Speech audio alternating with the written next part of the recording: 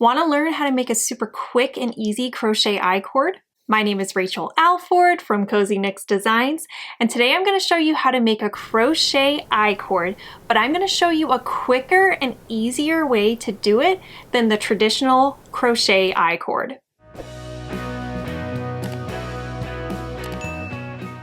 To begin, we're going to make a slip knot about 3 times the length we want the I-cord. So I want my I-cord to be about that long. I already made a slip knot, but let me show you how to do that. So make a circle, insert the strand through the circle like that, and then insert your hook into the slip knot. I am using a G 4.0 millimeter crochet hook, and then I'm using Wool-Ease DK yarn, but you can use whatever you want for this. So my skein of yarn is attached to my top strand shown, and then my tail is my bottom strand shown. So to do this I-cord, what you're going to do is you're going to take your hook and go in the center between the 2 strands, under the tail, yarn over,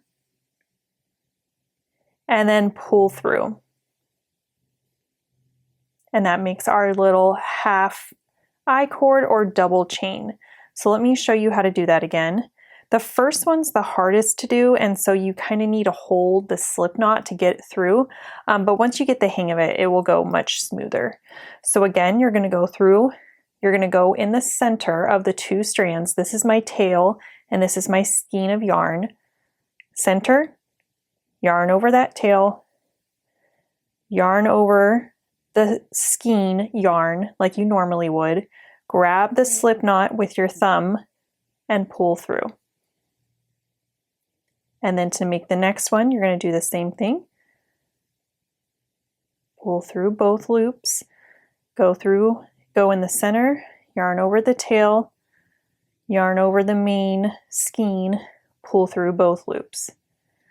So once you get the hang of it, you can really get into a good rhythm like this. You just want to make sure that you're keeping your loops that are right here. You want them to be loose enough, otherwise you're going to have a curve for your I-cord. So you want to make sure they're not too snug to your hook. Like right here, that's a little too snug. You want a little bit of space between the loop and the hook.